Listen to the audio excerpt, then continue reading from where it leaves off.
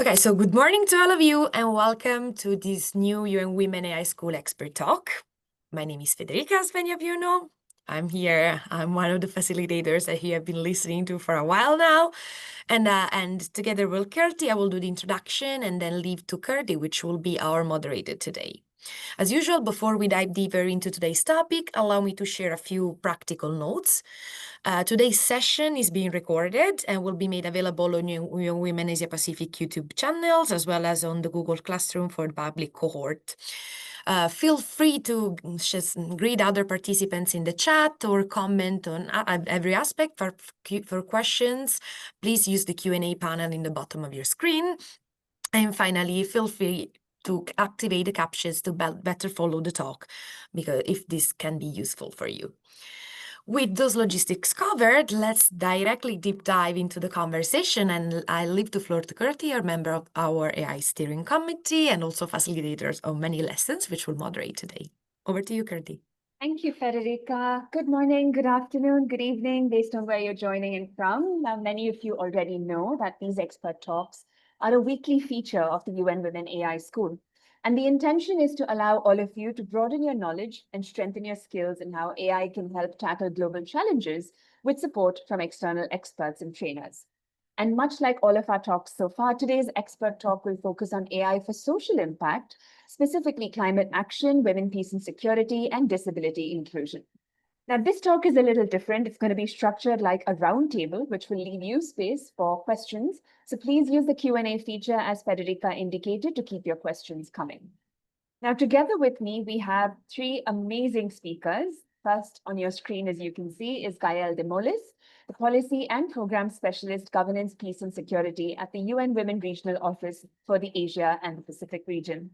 I also have with me Athena Denise Galao, the Program Coordinator on Climate Change, UN Women Regional Office for the Asia and the Pacific, and Lakshmi Nepal, the Founder and Executive Director of the Access Planet Organization.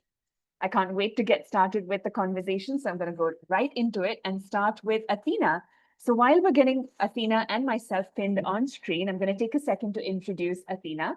She is a program coordinator on climate change at the UN Women Regional Office for the Asia and Pacific region, and she manages the Empower Women for Climate Resilience Joint Program, which aims to strengthen gender equality and human rights and climate change and disaster risk actions across the Asia and Pacific region. Welcome, Athena. Thank you so much for your time and energy in doing this for us. I want to get started with my first question. Sure. Given your experience, can you tell us a little more about the gendered impact of climate change-related events and how you envision AI can potentially strengthen gender equality in climate action in the region? Thanks, Kirti, and good to be in the AI school. I've only known of it from Federica. I didn't have the chance, so now is like a real good time to meet all the other people that are in the call. So yes, I do work on climate.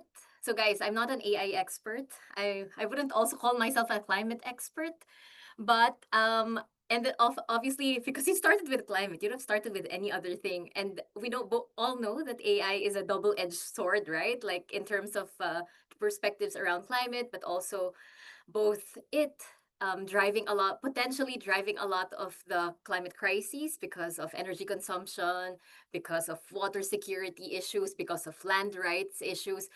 At the same time, we also see really, really good potential for it to be used in addressing some of the climate risks. And I think having these conversations now on social impact is one of the key areas of work that we really have to look into. Okay, we can have another session on the ethics of AI from a feminist post-colonial perspective. But today we can look into more on the climate side. And I know both are indivisible, but maybe I can start with, obviously, and most of you probably work in the space as well. You've probably heard it a couple of times that climate is not gender neutral. It's the impact has always been dependent on the position and the conditions of women, even pre the climate crisis, right? So their position in society, which is usually less or lower or underrepresented, but at the same time, their conditions, which is their ability to access resources, land, financial resources, also their role in their care work. So a lot of the impacts are usually disproportionately burdens women. Having said that, we I mean there's a lot of examples now, and I think the last few years we've also have gathered a lot of evidence around like what is the direct linkages, because we've been trying to push governments and a lot of our different partners to really put women at the center. So we really have been building evidence around, for instance, we know now that increased aridity increases child marriage, for instance, in South Asia. We also know now that whenever there's a crisis, for instance, I'm Filipino, we're hit by 20 storms in a year, we're always underrepresented into response and recovery. And so we have data to show that now, and also GBV increases. So a lot of the data is present. The question is, how do we now leverage all the tools that we have, the spaces that's available to us to address all those issues? And having been in conversations with different stakeholders, I think some of the key issues that we still see is one, on gender data. Number two is our ability to track results or monitor the impact of climate related actions. And another one what I think is, because I come from disaster risk reduction world, is also around on early warning and early action support. So in terms of gender data, we know that machine learning now can like amass data so much, and of course there's issues around bias and data sovereignty issues as well. But at the same time, if we are able to maximize AI, obviously we can generate more data that could potentially create scenarios to see how women can benefit better from climate action. The other area is, of course, in risk information. My husband is a tech guy. Like, he likes tech so much. Our evening conversations are around, ooh, what's new in tech? So we were looking at Nvidia and this new Earth twin simulation that they're doing, where there's like you can now have decades worth of projections to create scenarios that are high resolution. So now you can create early warning systems based on those scenarios to target women and the most at risk on the ground. So there's so much that is happening on the AI side that can really potentially benefit women. But of course, I also caution that the issues around governance and ownership of technology is still up there within the climate discourse. So I'll stop there for now. Sorry, Kirsty. I think I've dabbled on different things, but I think from a climate perspective, just saying that, yeah, it's a double-edged sword that we have to discuss and see how we can maximize. That Okay, I'll was stop there. that was so beautiful, Athena. And I love the nuance you brought in there to talk about the third space, to recognize the double-edged sword and to bring in that sense of nuance to engage meaningfully with tech. A gentle reminder to everyone listening in, this was a treasure trove of information. So I hope you're listening in and making notes. This session will be super useful to those who are gathering information for their project for the AI Grand Challenge that's coming up. So Athena, going back to another question I have for you, I know that you work on the Empower program, which specifically works to promote women and girls and their upskilling and economic empowerment, particularly in the green sectors. So what would you say AI can do to strengthen women's climate resilient livelihoods in the context of the Empower countries? And I want to maybe focus a bit more, especially on solutions involving renewable energy and market access. Ooh, that's very difficult. I don't know. Federico, why did you find this question? Just kidding. No, but yes, I do work with entrepreneurs. And to be honest, and I know, guys, you're doing your challenges. We haven't really deployed anything AI at the moment related to Empower. But what we're seeing is that, for instance, for market access, and I can just give you a couple of examples where I think there's opportunities based on things that have been done in the past by other groups. So for market access, one of the issues, no, before market access. So one of the key challenges for women entrepreneurs in all their diversity is, for instance, financial access, right? Like, you have an idea, you don't know where to get the money. Banks and financial institutions look at you as high risk because you're a woman and then because you have no collateral. So one of the key issues around is around the credit scoring, because usually if you don't have assets, you don't have transactions with the banks, of course you have very low credit scoring. So what AI can potentially do is look at alternative credit scoring systems where you can do check your mobile usage, look at your transactions in different digital apps, and see whether you can create like a credit score, and maybe that could be used for you to be seen as bankable by financial institutions. Another thing that we were thinking about is around market access. So our Asia Pacific, I mean, so we have Bangladesh, Cambodia, Philippines, Indonesia, and Vietnam. The markets are quite different, and one of the key challenge always on women working with women entrepreneurship is that there's very different levels, right? You have your nano micro, you have your SME level, and then you have your medium. The challenge has always been for nano and small enterprises to get market access, just because of their geography, their networks. Market access and AI can definitely provide new like cooperatives and nanomicros with new through digital spaces. So that I think is something that's already happening, but can be further accelerated to get those because we have so many micro informal SMEs.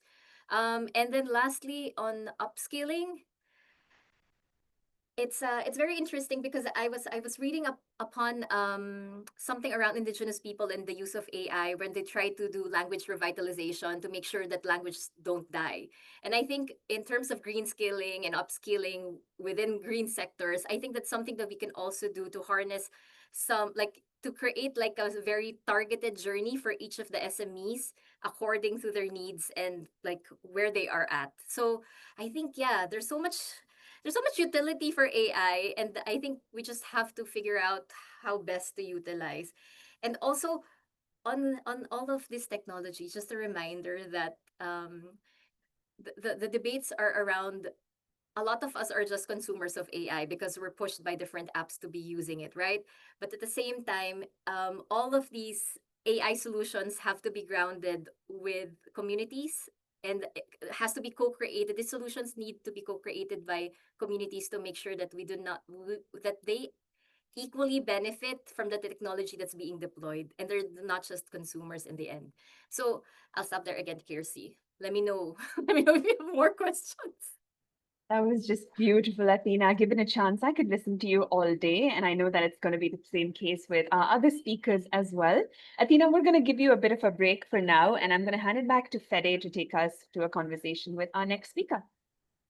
Super. Thank you so much, Curtin. Thank you, Athena, so much. And I think it's very, very interesting, all the topics that you mentioned and that you talked about. And I also think the upskilling part is particularly important, especially because we are discussing also about is AI a green skill? Is AI literacy or green skills, and how can we leverage that? And actually, in the next weeks, we have some news for you, a survey that will be launched for young people to express their opinion on that. So stay tuned on your Women channels. On the 12th of August, you will have also another very, very important campaign and challenge, let's say, and an opportunity to express your point of view. That said, let's jump to our next speaker who joins us from Paris. So it's 7:17 a.m. where she is right now, and we are super grateful not only for her amazing expertise but also for her availability at such an early hour. Gaelle Demolis, Policy and Program Specialist of the Governance and Peace and Security Department here at the UN Women Regional Office for Asia and Pacific. So, Gaelle, I have a first question for you, which is last year, in your department, the Young Women Governance, Peace and Security team published the research Artificial Intelligence and the Women, Peace and Security Agenda in Southeast Asia, highlighting the implications of AI and cybersecurity on these dimensions in our region.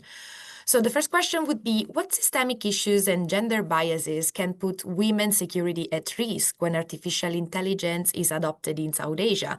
And what can we do to counter them? Thank you. Thank you very much, and thank you for the opportunity to contribute. It's actually 6, but it's okay. I'm very happy to be with you. I had my coffee, so hopefully I will make sense.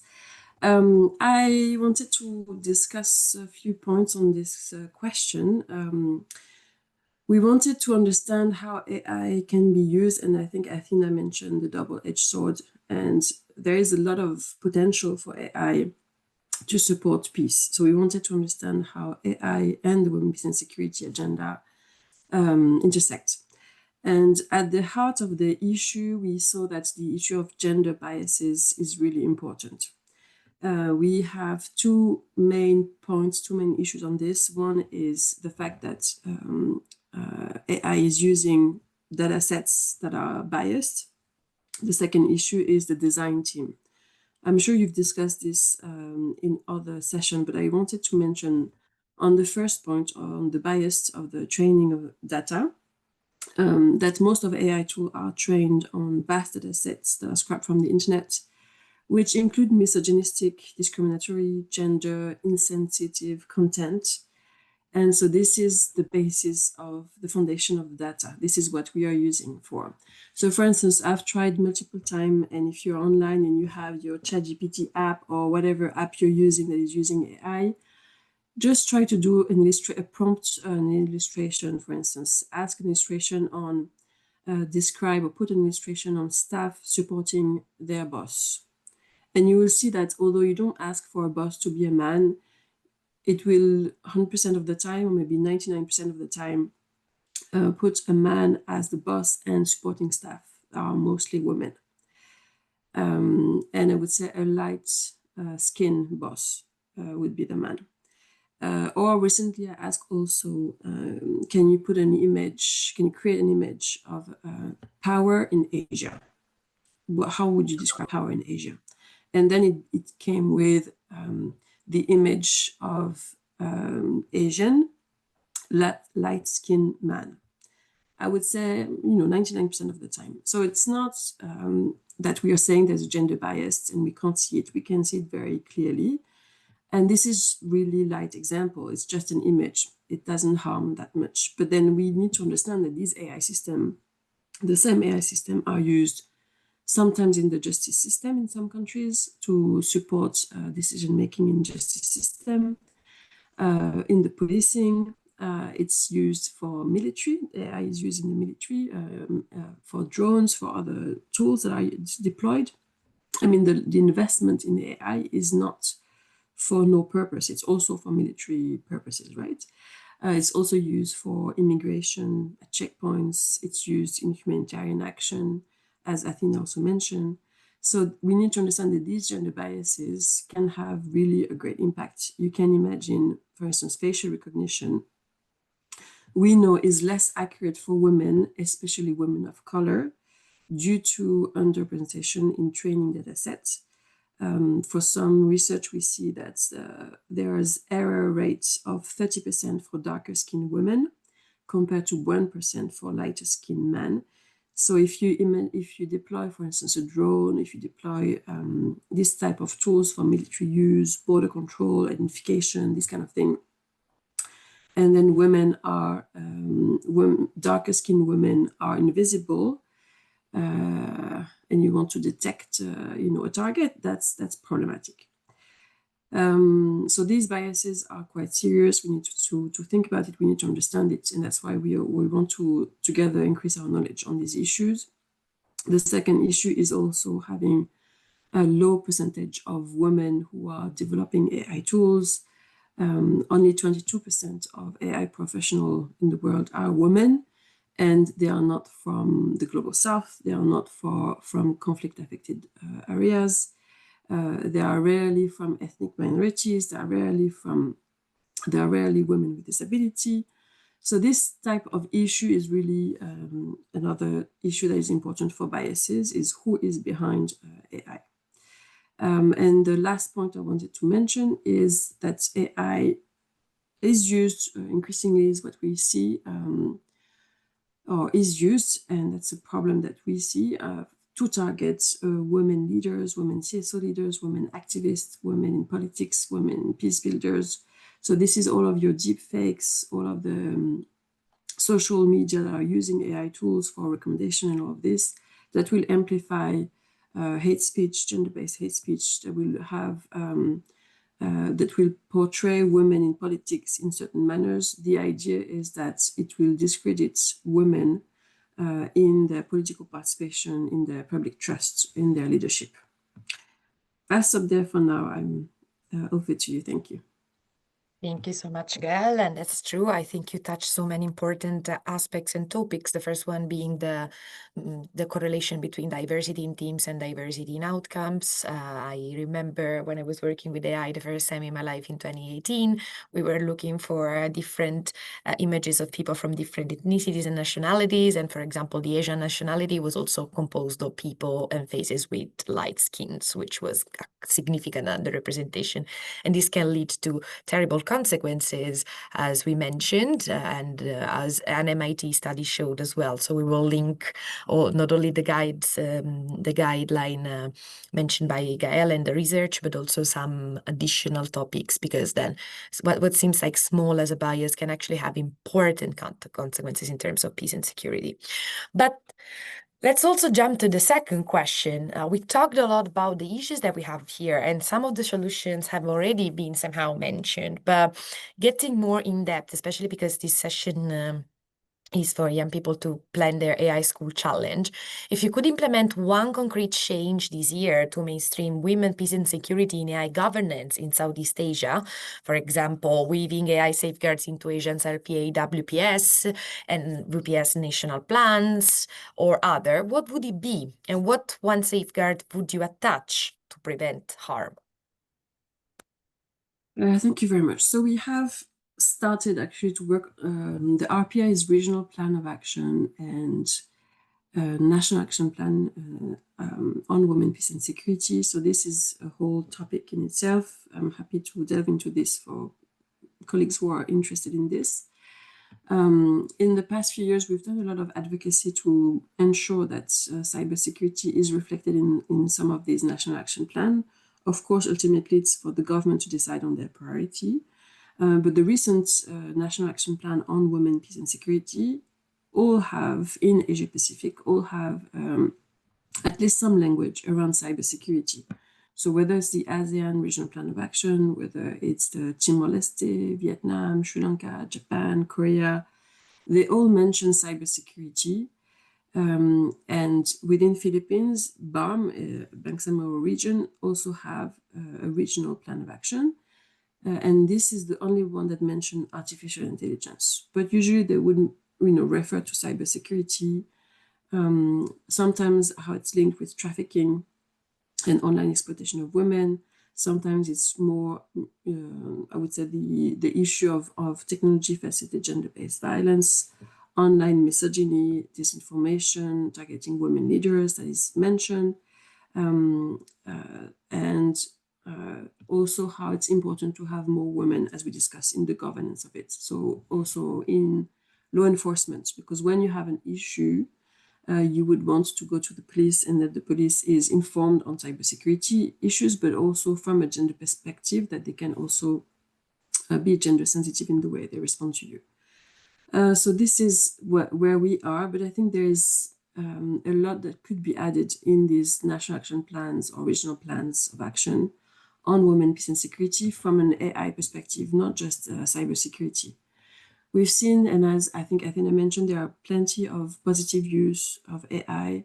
And in the WPS world, we've seen, for instance, how AI has been leveraged for peace agreement, how we can use tools to, for instance, in Yemen, in the peace agreements, there were AI-driven chatbots that were with built-in simultaneous translation in local languages. So you can interact. You don't need to bring all the women from the villages, and maybe since it's a conflict zone, they might have some issues on the way.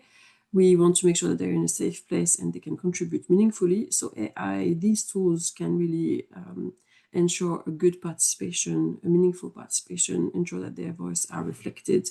And you would have like avatar or just an AI tool or chatbot responding in your own language. So this can be used for peace in that sense. The contribution, the consultation can be really broad. We've seen also how AI can be leveraged. We can monitor the social media, understand where is gender-based hate speech during time of crisis. So we've done that multiple times to see how these issues are being reflected on social media. There's all the early warning. I think Athena mentioned also this. The early warning can predict to some extent the conflict that are imminent. So it's a way to respond early as well. So this type of issue, we would like to see this more in the policy framework, but also mostly, I would say it's important to have it reflected in policy framework, but we also want to make sure that there is a dialogue between women civil society organization, between young people, and government actors who will be the policymakers. So we as young women, we really try to strengthen the knowledge of civil society organization, strengthen the knowledge of the state, and then make sure that there are discussions on this issue. Over to you. Thank you. Thank you so much, Gaelle. I think your intervention also showed us first the deep implications of AI on very important and urgent matters of peace and security, especially for women, but it also showed that the solutions don't need to be technical most of the time.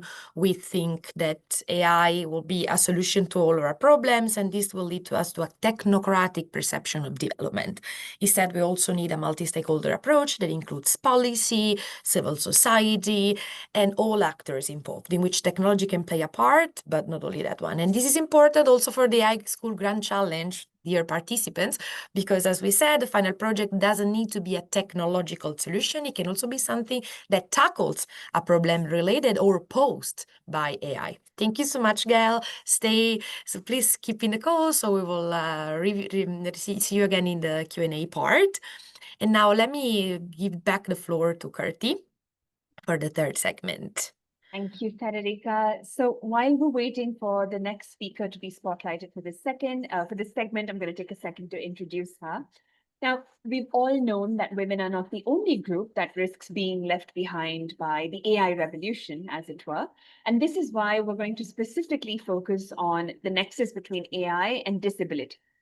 We need to leverage AI to remove barriers and not to create new ones, in line particularly with the Convention on the Rights of People with Disabilities and the principle of nothing about us without us. So it's my absolute joy and honor to bring on to this section Lakshmi Nepal, the founder and executive director of Access Planet organization. Welcome, Lakshmi. It's a joy to be able to speak with you today. Thank you so much. So am I audible and visible? Absolutely. Absolutely. Lakshmi, let's get right into it. I'm going to start with my first question to you. Now, we're going to zoom out a bit from AI tools. And in the context of AI and disability inclusion, what would you say is the one opportunity we should pay attention to in the next year, and one challenge that might undermine rights and trust? I guess my question to you is, how would you pursue the opportunity without amplifying the challenge, and what one design or governance rule should be hold constant? Thank you so much. First of all, I would like to thank giving this opportunity to share some of the my perspective while working in the sector of disability, and being myself as a person with visual impairment, and with my long experience working in this sector. So as I use AI technology a lot, and also work on empowerment of persons with disabilities through technology.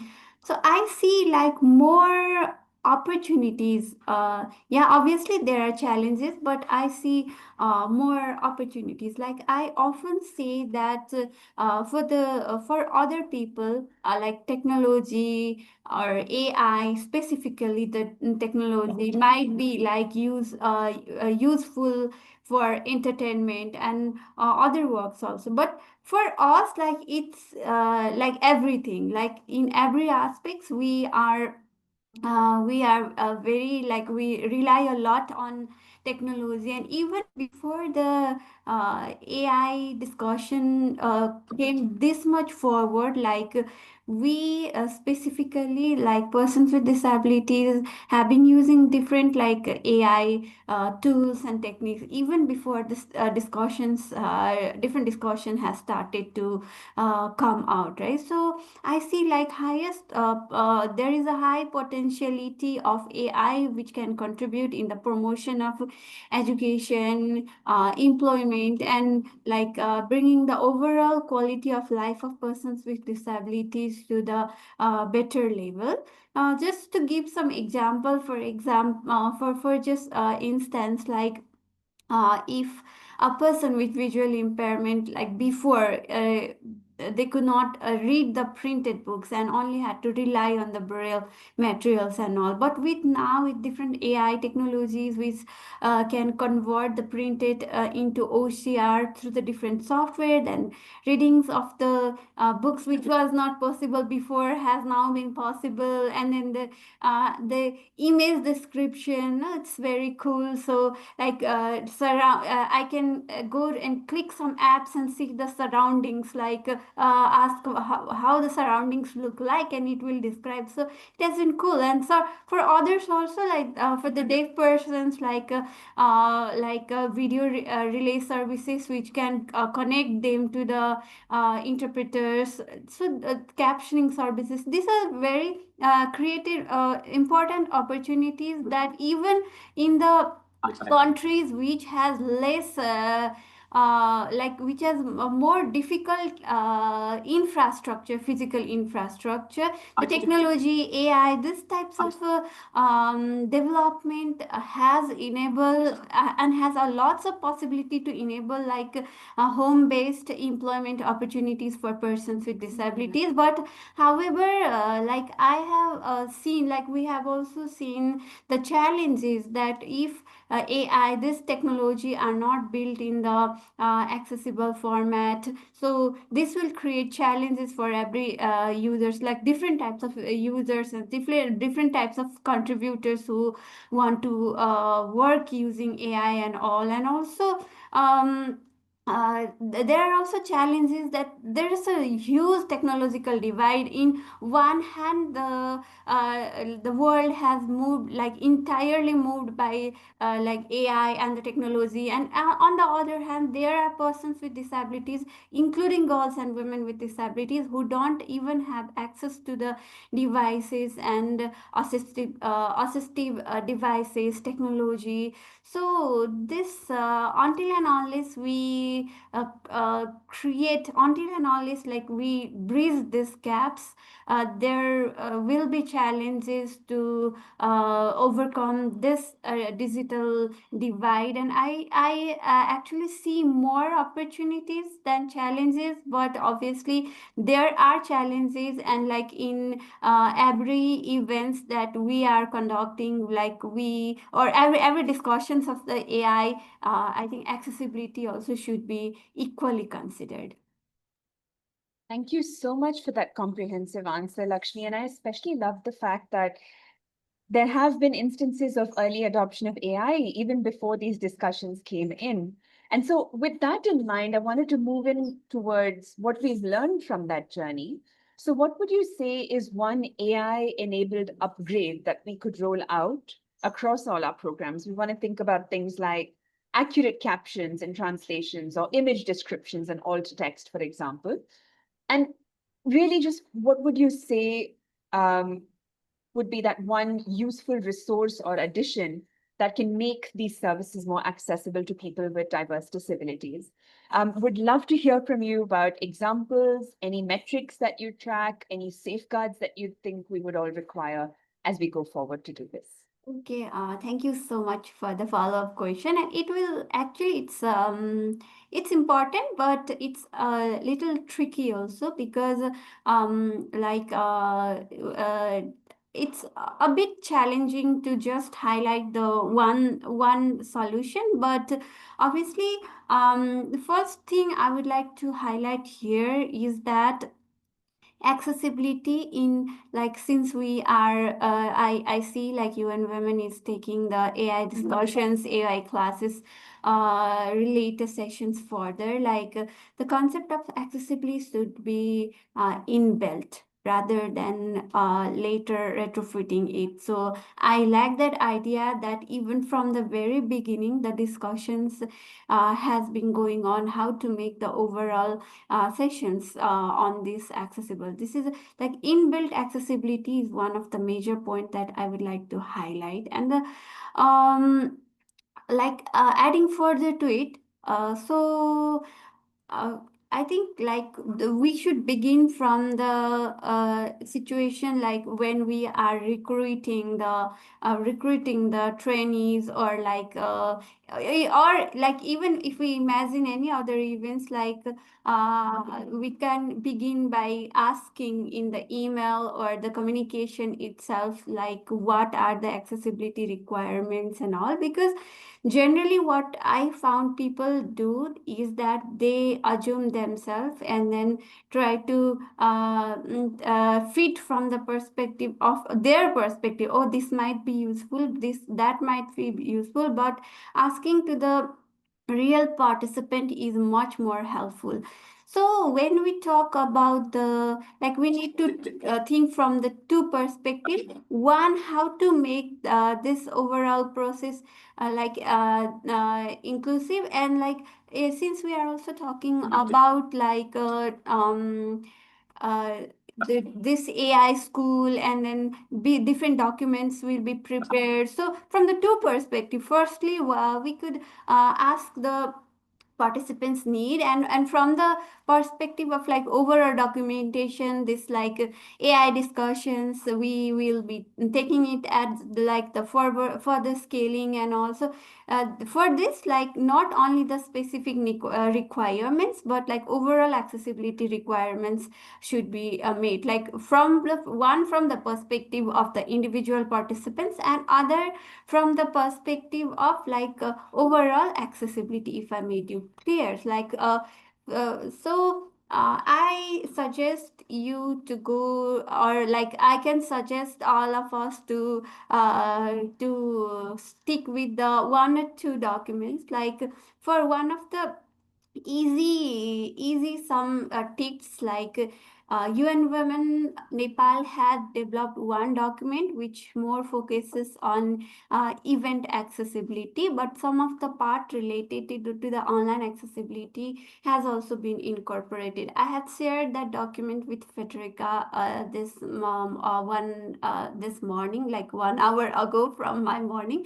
So I was working with UN Women that time, and this document is one of the quick guiding documents. So, and another important solution or important document, so far we mostly focus to make the content accessible, is we call it Web Content Accessibility Guideline, WCAG. And there are different standards, single standards, double A standards. So we can we can adhere to the principle of WCAG, Web Content Accessibility Guidelines, which has been widely referenced and used while we talk about how to make the documents and all accessible. So just sharing you the very quick example. uh, for example, just in the email, while we are sending the email, we should not only send in the images. If we are sending the invitation, because some of the, we can obviously convert the image, and it might be inaccessible to those like who have low vision, full vision impairment, colorblind, and also include at least the necessary information in the body paragraph of the later like invitation, like email as well, right? So as you also highlighted, giving all text, because picture also is not accessible for all. And then so we also, the accessibility standard, I will not tell everything, but just to give some examples, like off-white backgrounds and higher contrast, so the even like those who do not directly identify are legally blind, there's some of the fonts and all we use will not be accessible for them. I as I have heard from so many people, and not using like too much flashy type of content which might create the strokes, and also those are the things we need to consider. And also we should allow the multiple way of method, like just not sticking only the chatting, like providing the question sheet chat is like one option, right? But also maybe we should allow people to mute and unmute, because sometimes for some people it might be difficult to type, it will take longer. So these are the some of the few tips. So I recommend you to check to the event accessibility checklist that was prepared by UN Women Nepal, and also for the detailed elaborated accessibility measures that we can use in overall digital platforms and AI and conversations. So I would recommend us to going to the web content accessibility guidelines. Thank you. That was super helpful, Lakshmi. Thank you so much for that. I myself have taken so many notes to be able to begin implementing in the work that I do on my everyday basis. Thank you once again for those rich examples, Lakshmi, and for those powerful insights. And we are at the perfect point in our session for a Q&A. So folks, feel free to come in with your questions, use the Q&A feature. Let us know what you have to ask our experts. And I'm going to hand it over to Federica to moderate this segment. Thank you so much, Gertie. As we were saying, please feel free to either type in the Q&A panel or as well as to open your mic and just ask the question. We will be here to support and, direct the questions to any one of our speakers, and also consider that this is a very good opportunity for you to get more subject matter knowledge on the fields and domains in which we encourage you to work and develop your project for the AI School Grand Final Challenge. So no question is out of, is too much. We to that, and while we wait for maybe someone to raise their hand or write their question, I would like to ask our all the three speakers we have here today a very quick one. So if you have a tip about, what would you like to see, how we can help, let's say, how can we help? So AI can help in one word, something that, a domain in which you would see something tomorrow, if you were an investor and our AI school participants were the developers. So I would like to see AI used to. Who wants to go first? I know it's a I can start if you want. Are you asking the participant or are you asking us? I'm asking you as panelists. Subject matters, program analysts, etc., subject matter experts. Yeah. So a point I didn't touch on, so it's great follow-up question for me, is AI is digital peacekeeping, not digital, but the peacekeeping aspect. You know that on WPS, one of the issue we look at is how there are peacekeepers that are deployed everywhere in the world, and ultimately we are trying to reach 10%, and it's very, very low because people come from the military. But now we know that warfare, etc., it's not just in-person conflict. It's also through drones. It's through AI is used quite widely. It's attack on cyber infrastructure, this kind of thing. So for me, in terms of where we want to go, is how do we deploy virtually, women on peacekeeping that have this type of skills. So they wouldn't be peacekeepers in the ground, but really, how do we go in? We think of the future of peacekeeping, and we think of how this is an opportunity for gender balance, and not have just 10%, but maybe 50% of women who are deployed and have the skills and capacity to work on these issues. Just a reflection from my end to kickstart the discussion. Over to others. Okay, thank you so much, Gaelle. I think it's very important. Lakshmi, what do you say? I have so many things to say, but to say one thing, I think I will just say AI for inclusion and accessibility. Okay. And Tina? Why is this so hard, Federica? AI for everything, no, but but I think AI for AI is like, how do you say, like, inclusion and equity as a precondition for AI? That's what I want to see. Because the solutions can be anywhere and everything for different problems, and I think even for you and women, I think we have our a list of a wish list of solutions to problems we have identified for many decades already. But I think and I think it's not rocket science. But yeah, a precondition, always a precondition for AI. Thank you so much. So we're starting to see a lot about the importance of, everything that evolves around AI, the inclusion part, the accessibility part, which is fundamental, also a fundamentally objective that can be reached only if we put inclusion at the starting part of our journey, as well as, we consider the gendered outcomes of our decisions when we develop AI and we apply it to different kind of fields. Now we have a question from Jasmine Ko. And Jasmine, please feel free to expand on this question, either by opening your mic or writing down in the chat. Jasmine asks a general question. How do you navigate among these many social problems and prioritize or set your focus area under the meta trend of AI? So in your daily job, how do you prioritize these competing challenges and issues to decide what to do? Who wants to go first? I think this is a question for all the three speakers. I can go first. Okay. And then under the trend of AI. I don't know the meta trend of AI, but I think as a feminist and also as a person working for you and women, and I guess as a practitioner working on human rights for a long time, I think the clear, like, your guiding star.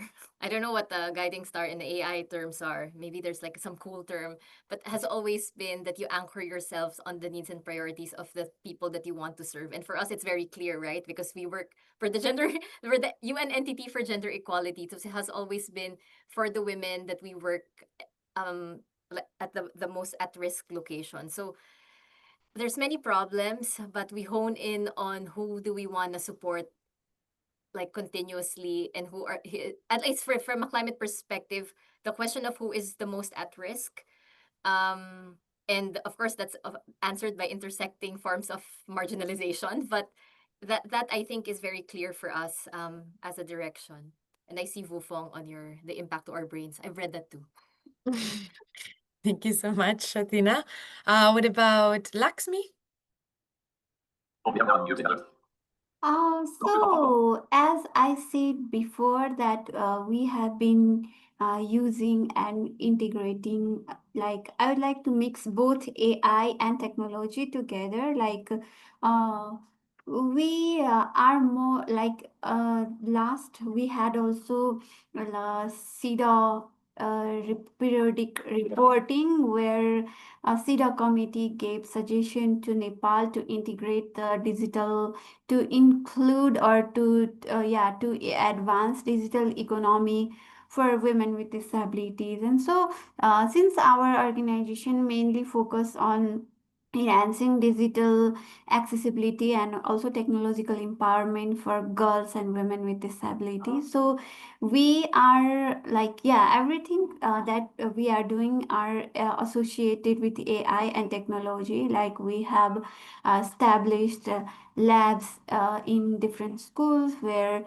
children can use different assistive devices and assistive technology to for the better education outcomes. And also we are conducting various like trainings on how to use the technology AI for the daily lives of persons with disabilities, and for also for the economic empowerment of persons with disabilities. Like the converting the printed books and using it through the use of technology, and also so different sorts, like most of our work also are focused on the technology. So I really feel like fortunate today to discuss about it, that like mostly we are using like every activities we are focused, every programs we are focused on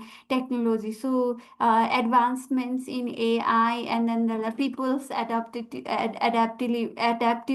to the AI, and like different things being enabled for persons with disabilities through the use of AI and technology. So we have, I think, contributed somehow in the context of Nepal, and then also our focus. But however, as I quickly what wanted to say is that while we are talking about AI and all, but the digital divide and this all is a lot. And even in the like digital frameworks that our country has built, they haven't thought from the perspective of persons with disabilities, and from the perspective of the accessibility and disability. So when the concept of the disability and all comes, like it will be only they only think about like livelihood or like that. So and our now major focus will be on adopting the like integrating or including the assistive technology, assistive devices, AI, those types of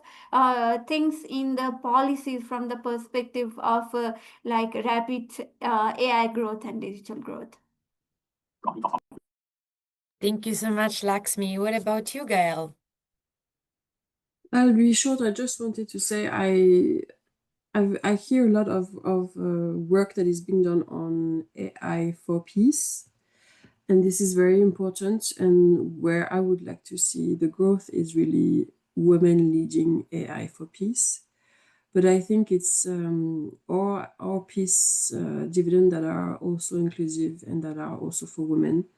So it's trying to find ways that are leveraging technology for the purpose of peace. So it's always the same thing. It's trying to find the good in what we are doing. It's a double-edged sword, but that we are really trying to maximize the opportunity and lessen some of the risks.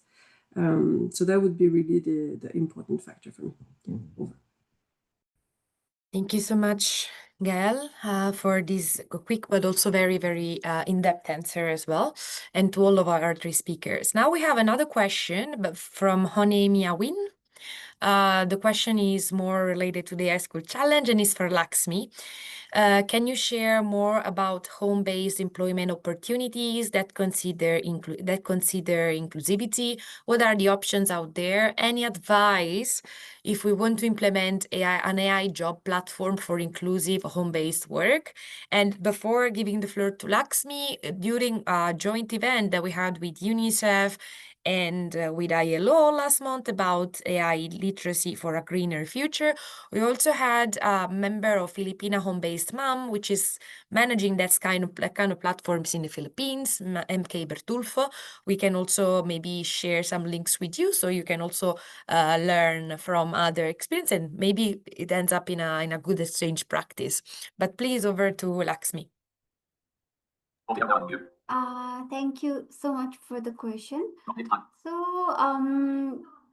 I actually like do not have like exact like list or exact solution type of answer, but what possibility we have seen now is that like despite we are trying a lot, many of the platforms, specifically the digital and specifically the physical infrastructure so far in many countries are not accessible, and then the employers generally show the reason that one of the difficulty in hiring the persons with disabilities is due to the lack of physical accessibility in their offices. And then we have seen few examples in Nepal, and also in many good examples in other countries, that like persons with disabilities are using different digital tools, AI tools,